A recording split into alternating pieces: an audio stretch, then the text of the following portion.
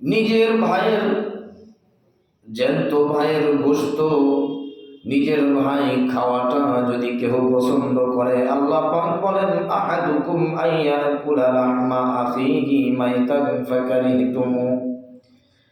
নিজের ভাইয়ের গোশত যেমনি ভাবে কেউ খাওয়াটা পছন্দ করে না,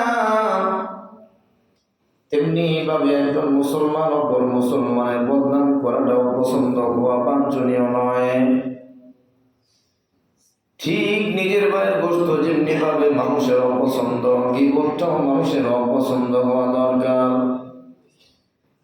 গীবত যারা দুনিয়ায় করবে, গীবত করার কারণে হযরত জিবরাইল বলেন পয়গম্বর, গীবতের কারণে আল্লাহ পাক এদেরকে এই শাস্তিতে নিমজ্জিত করে রেখেছেন। সামনের দিকে অগ্রসর হয়ে দেখলেন কিছু কিছু মানুষ বিশাল বড় বড় আগুনের পাথর, বিশাল বড় বড় আগুনের পাথর মুখের মধ্যে দেয়। এই আগুনের পাথর পুরো পুরা আগুন জল জল জল জল করে। এই আগুনের পাথর খাওয়ার সঙ্গে সঙ্গে তার পেটের মধ্যে যত নাড়ি ঘুরে আছে সবগুলো আগুনে পুড়ে একেবারে পিছনের রাস্তা দিয়ে বের হয়ে যায়। আল্লাহর নবী বলেন জিবরাইল, এই শাস্তি কোন কারণে হয়? জিবরাইল বলেন হুজুর, এই শাস্তি হয় দুনিয়ায় যারা তাকুলু মালাল ইয়াতীম, এতিমের সম্পদ ভক্ষণ করে অন্যায় করে খায়, তাদের এই শাস্তি। আল্লাহর নবী গমগীন অবস্থায় সামনের দিকে যান। দাজ্জালের সঙ্গে দেখা হয়। দাজ্জালের সেই শেষ জামানায় উম্মতের মধ্যে বিভ্রান্তি ছড়াবে, যাদের ঈমান কম দাজ্জালকে তারা রব হিসাবে স্বীকৃতি দিয়ে দিবে, এরা জাহান্নামী হয়ে যাবে। এই দাজ্জালের সঙ্গেও দেখা হয়। আল্লাহর নবীর সামনের দিকে এগিয়ে গিয়ে দেখেন জান্নাতের সুন্দর ঘর দেখানো হয়, মতিতে জড়ানো এত সুন্দর সুন্দর ঘর। আল্লাহর নবী এই ঘরগুলো সম্পর্কে বর্ণনা করেন, আমি যা দেখেছি পৃথিবীর কোন মানুষ এই ঘর দেখে নাই। এই জান্নাতের পাশে একটি গাছ, এই গাছের গোড়া থেকে 4টি নহর প্রবাহিত প্রবহমান। গাছের গোড়া থেকে 2টি নহর একেবারে জান্নাতের ভিতরে চলে গিয়েছে, 2টি নহর বাহিরের দিকে চলে আসছে। আল্লাহর নবী বলেন এই 2টি নহর, এই পানির নহর দুনিয়ায় 2টি নদীর সঙ্গে মিলিত হয়েছে। সুবহানাল্লাহ বলেন না? একটি হলো ফোরাত নদীর সঙ্গে আর একটি হলো নীল নদীর সঙ্গে। এই 2টি নদীর সঙ্গে জান্নাতের পাশে যে গাছ, এই গাছের পাশে যে ঝর্ণা বা পানির 4টি নহর, এই 4টি নহরের মধ্যে 2টি নহর দুনিয়ার নহরের সঙ্গে মিলিত। এর দ্বারাই আল্লাহর নবীকে বোঝানো হয়েছে, ওগো নবীজি, ফোরাত নদী নীল নদ এর উপকূলে যারা আছে এই পর্যন্ত আপনার ইসলামের দাওয়াতটা এই পর্যন্ত পৌঁছে যাবে। অর্থাৎ পৃথিবীর শুরু থেকে নিয়ে শেষ পর্যন্ত আপনার ইসলামের দাওয়াতটা আল্লাহ তাআলা পৌঁছায় দিবেন। ফোরাত নদীর উপকূলে যারা বসবাস এরাও আপনার প্রতি ঈমান নিয়ে আসবে। নীল নদের অধিবাসী যারা এরাও আপনার উপরে ঈমান নিয়ে আসবে। এটা দ্বারা বোঝানো হয় আপনার উপরে যারা ঈমান নিয়ে আসবে আল্লাহ পাক মহব্বত করে তাদেরকে জান্নাতি বানায়া দেবে।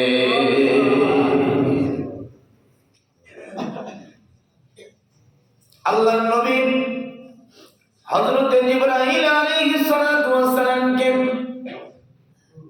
দ্বিতীয়বার আল্লাহ পাক জিবরাইলকে দেখান। জিবরাইলকে আল্লাহর নবী দেখেছিলেন সেটা হলো সিদরাতুল মুনতাহার পাশে হযরত জিবরাইলের আসল আকৃতিতে দেখা হয়।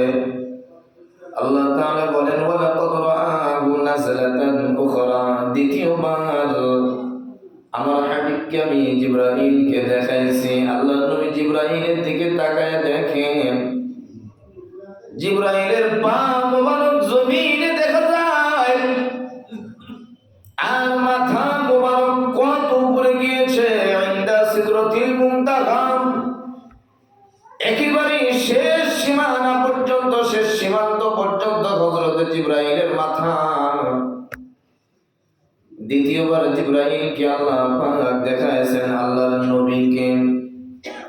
এই নিদর্শন তিনি দেখেছেন জান্নাতের মধ্যে যে সুন্দর সুন্দর ঘরগুলো দেখেছিলেন, এর মধ্যে একটা সুগন্ধি মতির একটা পুকুরের মতো নালা দেখা যায়।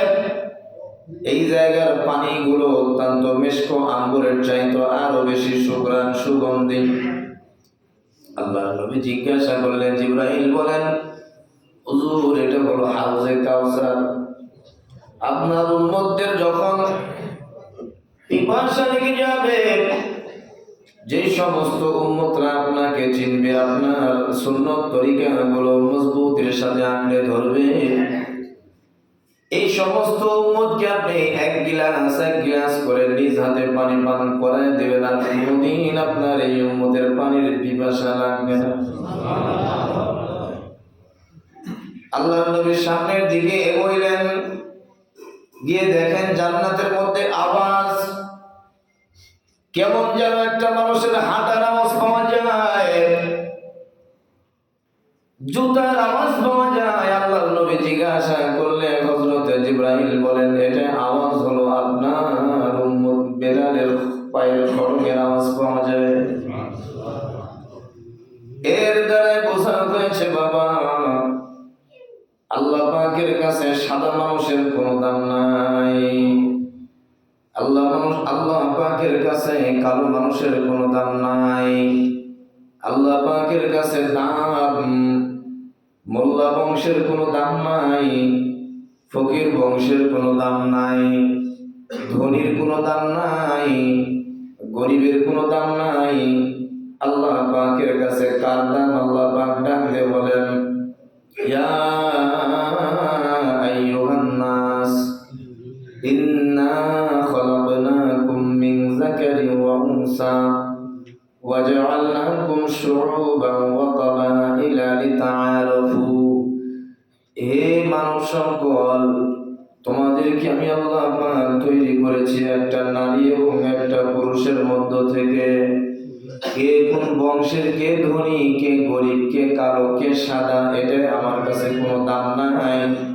আমার কাছে দাম হলো ওয়ালাকিন ইয়ানালুহুত তাকওয়া মিনকুম, সে কালো হোক অসুন্দর হোক, যার ভিতরে তাকওয়া আছে তার দাম আমি আল্লাহর কাছে আছে। বেলাল যদি একজন গোলাম, কিন্তু বেলালের দাম আল্লাহ পাকের কাছে এত বেশি, এত বেশি। হাদিসের মধ্যে যেটা পাওয়া যায় বাবা, হযরতে বেলাল কিয়ামতের ময়দানে আল্লাহর নবীকে যখন জান্নাতে নিয়ে যাবেন, আল্লাহর নবীর উটের লাগাম ধরে থাকবেন, লাগাম টেনে টেনে আল্লাহর নবীর সামনে দিয়ে হযরতে বেলাল জান্নাতের মধ্যে প্রবেশ করবে। মর্যাদা এটা কিসের জন্য বাবা? বেলাল তো একটা হাবশী একজন গোলাম ছিল, আজাদ মানুষও ছিল না। দাম বেলালের ভিতরে তাকওয়া বেশি না কম? জোরে বলতে হবে, বেশি না কম? আল্লাহ পাকের কাছে দাম কার? সুন্দর মানুষের দাম। অসুন্দর হোক অথবা সুন্দর হোক, তার দাম বেশি। যার ভিতরে তাকওয়া বেশি, যার ভিতরে তাকওয়া আছে আল্লাহ পাকের কাছে তার দাম তত বেশি। এরপরে সামনের দিকে অগ্রসর হয়ে আল্লাহর নবীর কাছে একটা সাদা জমিন নজরে পড়ে, এর সুঘ্রাণ পাওয়া যায় মিশক আম্বরের চাইতে আরো বেশি সুঘ্রাণ। আল্লাহর নবী জিবরাইলকে জিজ্ঞাসা করলে জিবরাইল উত্তর দেয়, ওগো নবীজি, এটা হলো ওই জায়গার মাটি। ফেরাউনের একজন বাদী ছিল, কাজের মানুষ ছিল। ফেরাউনের একজন বাদী ছিল। এই বাদী ফেরাউনের বাড়িতে ফেরাউনের মেয়ের চুলগুলো আশ্রয় দিতে ছিল। হাদিসটি তিরমিজি শরীফের মধ্যে নিয়ে আসা হয়েছে। বাবা, আল্লাহর নবী বলেন, জিবরাইল আমার কাছে বলেছেন ফেরাউনের মেয়ের চুল কেশগুলো আশ্রানো অবস্থায় একবার হাত থেকে চিরুনিটা মাটিতে পড়ে যায়। মাটি থেকে চিরুনি ওঠানোর সময় বাদী বলে বিসমিল্লাহ। বিসমিল্লাহ যখন বলে, ফেরাউনের মেয়ে ডাকতে বলে, তার মানে তুমি কি আমার আব্বাকে আল্লাহ বলে মানো না? বলে না। তুমি আমার বাড়িতে খাও, আমার বাড়িতে ঘুমাও, অথচ তুমি আমার আব্বাকে আল্লাহ বলে মানো না। তাহলে তোমার আল্লাহ কে? বলে আমার আল্লাহ যিনি, তোমার আল্লাহ তিনি, তোমার বাবার আল্লাহ তিনি, যিনি আমাদেরকে সৃষ্টি করেছেন, তৈরি করেছেন, তিনি হলেন আমাদের রব। জোরে বলেন না সুবহানাল্লাহ। বাদীর মুখ থেকে এমন আওয়াজ শুনে এবার ফেরাউনের তন্ময় খেপে গেল। রেগে গিয়ে বাবাকে বিচার দেয়, বাবা, তোমার বাড়িতে যে কাজের মেয়ে থাকে এই তো তোমাকে মানে না, এর তুমি বিচার করো, ডাকা বলো, তুমি কি আমাকে মানো না? বলে না, আমি আপনাকে মানি, তবে রব হিসাবে মানি না। আমার আপনার রব একজন, তিনি হলেন আমার খালেক আল্লাহ। ফেরাউন খেপে গেল, কোনোভাবেই কি তুমি মানতে চাও না? বলে না না, তোমাকে রব হিসাবে আমার জীবন চলে গেলেও মানবো। জোরে বলেন। ফেরাউন ডাকতে বলল, কে কোথায় আছো? বিশাল বড় বড় ড্যাঙের মধ্যে তেল দিয়া এটা জাল করতে থাকো, টকবক টকবক করে বলো করতেছিল। ঠিক এমন সময় বাদীর 3টে সন্তান ছিল। বড় সন্তানকে তেলের মধ্যে ফালায় দেওয়া হলো। মুহূর্তের মধ্যে নিমিষে জীবনটা শেষ হয়ে গেল। এরপরে মেজ সন্তানকে যখন তেলের মধ্যে দেওয়ার আগে বাদীকে জিজ্ঞাসা করা হয়, তুমি কি আমাকে মানো কিনা? বলে না, এরপরেও তোমাকে আমি মানি না, আমার রবকে আমি মানি, আমার আল্লাহকে আমি মানি, তোমাকে আল্লাহ হিসাবে মানি না। মেজ ছেলেকেও তেলের মধ্যে ফালায় দিয়ে বাবা দুনিয়া থেকে শহীদ করে দেওয়া হলো। 3য় নাম্বার ছেলে হলো মাসুম বাচ্চা, কোলের বাচ্চা, শিশু বাচ্চা। তার কোল থেকে ছিটকানি মারে টান দিয়ে নিয়ে যখন আগুনের মধ্যে ফালাবে, মা চিৎকার দিয়ে উঠলো। মাকে এবার সন্তানের জবান আল্লাহ তাআলা খুলে দিলেন। জোরে বলেন না সুবহানাল্লাহ। কোলের শিশু সন্তান মাকে ডাকতে বলে, মা পিছ পা হইও না, দুনিয়ার আগুন জাহান্নামের আগুনের কাছে কিছু না। সুতরাং আম্মা, আমি যেটা দেখি তুমি সেটা দেখো না। আগুনের মধ্যে ঝাঁপ দাও, আমাকে ফালাও, তার কোনো অসুবিধা নাই। আগুনের মধ্যে ফালায় দেওয়া হলো ছোট্ট মাসুম বাচ্চাকে, নিমিষে শেষ। এরপরে বাদীকে ফালানো হয়েছে। বাদীও দুনিয়া থেকে শহীদি মর্তবা লাভ করেছে। এই 4 জনের হাড়হুড্ডি গুলো যে জমিনের মধ্যে দাফন করা হয়েছিল, সেই জমিন থেকে জান্নাতের সুঘ্রাণ আসতেছিল।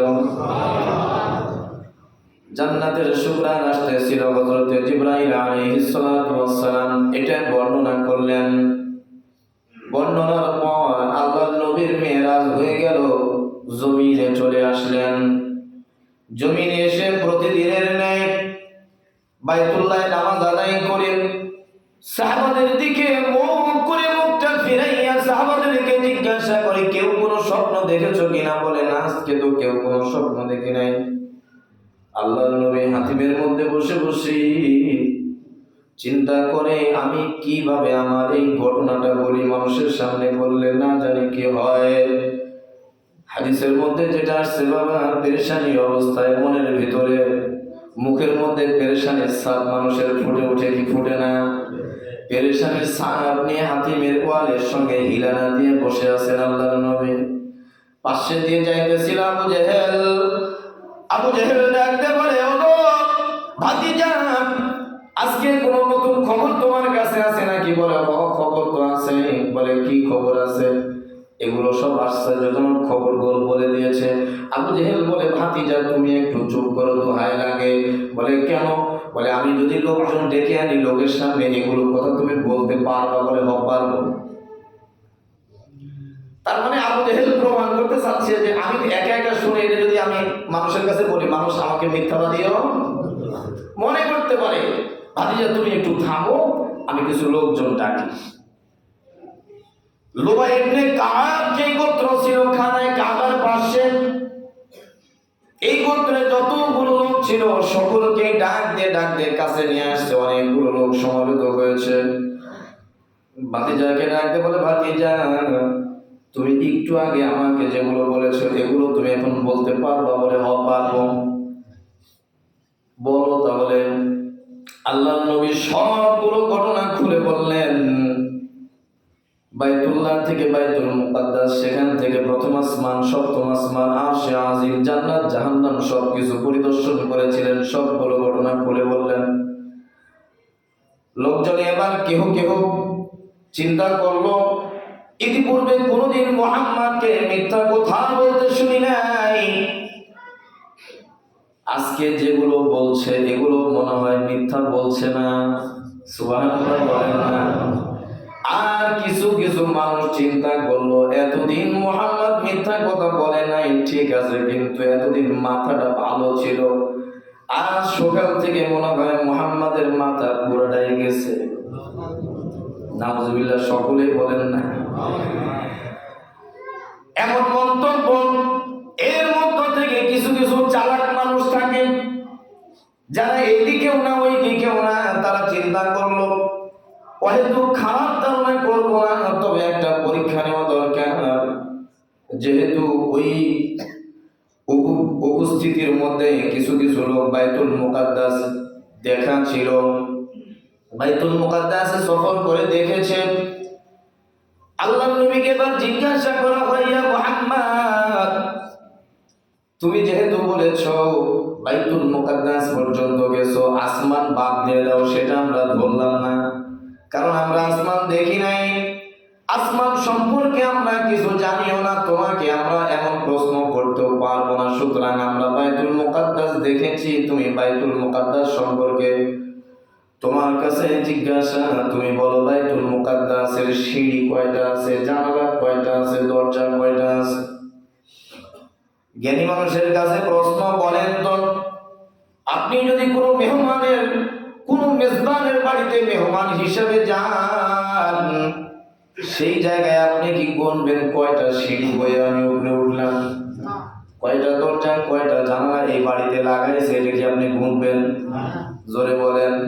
প্রশ্নটা কোন জায়গায় ঠেকাবে, যার কারণে প্রশ্ন করেছে। আল্লাহর নবী বলেন, আমার শরীরটা ঘেমে গেল, আমি যদি এই মুহূর্তে বলতে না পারি, এই মুহূর্তে আমি যদি বাইতুল মুকাদ্দাসের কয়টা ধাপি আছে, কয়টা দরজা আছে, কয়টা জানালা, এগুলো যদি আমি বলতে না পারি, তাহলে তো আমি মিথ্যাবাদী হয়ে যাব, আমাকে এরা মিথ্যাবাদী মনে করবে। কি করা যায়? পেরেশানি অবস্থায় আল্লাহর নবী বলেন, এমন অবস্থায় দেখলাম, ফাজাল্লাল্লাহু লি বাইতুল মুকাদ্দাস, সুবহানাল্লাহ বলেন। ফাজাল্লাল্লাহু লি, আমার আল্লাহ রাব্বুল আলামিন বাইতুল মুকাদ্দাসকে তুলে ধরে আমার চোখের সামনে তুলে ধরেছেন। ধরে বলেন না সুবহানাল্লাহ। ফাতাফিরতু উখবিরুহুম আন আয়াতিহি ওয়া আনা আনজুর। বাইতুল মুকাদ্দাস যখন রব্বে কারীম আমার চোখের সামনে তুলে ধরেছেন, উখবিরুহুম ফাতাফিরতু, আমি দেখে দেখে, ওয়া আনা আনজুর, আমি দেখে দেখে বললাম বাইতুল মুকাদ্দাসের এতটা দরজা আছে, এতটা জানালা আছে, এতটা সিঁড়ি আছে। জয় বলেন না সুবহানাল্লাহ। আবু জেহেল আর থাকলো না, দৌড় মেরে চলে গেছে হযরত আবু বকরের কাছে। বলে, আবু বকর, তুমি তো আজকে ফজরের নামাজে যাও নাই? বলে, না। তাহলে কি তুমি তোমার বন্ধুর কথা শুনেছো? আগে বন্ধু বলে নাই, বলে তোমাকে একটা খবর দে। কি খবর? বলে এই মক্কা নগরীতে কেউ যদি বলেন এক রাত্রি দেশে বাইতুল মুকাদ্দাসে গিয়েছে, সেখান থেকে আসমান, জান্নাত, জাহান্নাম সব কিছু সফর করেছে, এটা কি তুমি বিশ্বাস করবে না? আবু বকর ডাক দিয়ে বলে, আবু জাহেল তুই আগে বল নাম কর্তা। বলে এটা অন্য কেউ না, তোমার সঙ্গী, তোমার সাথী, তোমার বন্ধু, আমার ভাতিজা মুহাম্মদ। হযরত আবু বকর শোনার সঙ্গে সঙ্গে বলেন, আল্লাহু আসতাক, আল্লাহর কসম করে বলি, যদি এটা মুহাম্মদ সাল্লাল্লাহু আলাইহি ওয়াসাল্লাম বলে থাকেন, একবার নয়, 1000 বার নয়, 1,00,000 বার নয়, কোটি কোটি বার এটা সত্য কথা।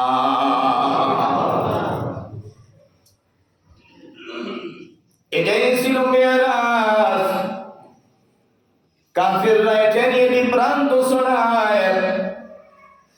কাফিররা এটা নিয়ে যে সমস্ত মুমিনদের, যে সমস্ত মুসলমানদের ঈমান একটু কমজোরি ছিল, মেরাজের ঘটনায় অনেকের ঈমান মজবুত হয়, আবার অনেকেই আবার মুসলমান থেকে খারিজ হয়ে গিয়েছে। এই মেরাজ যে রাত্রিতে হয়েছিল, এই রাত্রি হলো বরকতময় রাত, যেটা আমাদের 2 রাত আগে চলে গেল।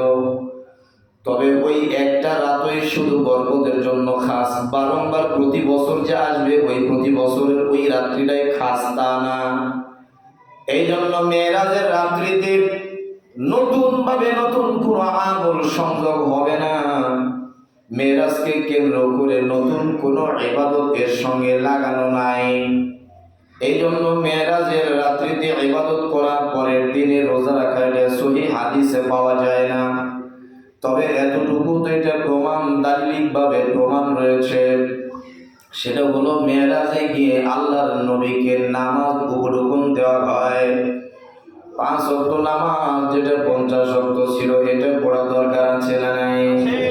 এটা মেরাজে গিয়ে আল্লাহ পাক আল্লাহর নবীকে মুজিজা হিসাবে দিয়েছেন, মুজিজা হিসাবে দিয়েছেন। মেরাজে আল্লাহর নবী আল্লাহর সঙ্গে সাক্ষাৎ। আল্লাহ তাআলা বলেন, হাবিব আমার, আপনার উম্মতরা যদি দিনে রাতে 5 বার নামাজ আদায় করতে পারে, 5 বার আমার কুদরতি পায়ে সেজদা দিতে পারে, একবার আমার গোলাম আমার কুদরতি পায়ে সেজদা দিয়ে সুবহানা রাব্বিয়াল আ'লা, সুবহানা রাব্বিয়াল আ'লা, সুবহানা রাব্বিয়াল আ'লা, থেমে থেমে ধীরস্থিরের সাথে আরামের সাথে বলবেন।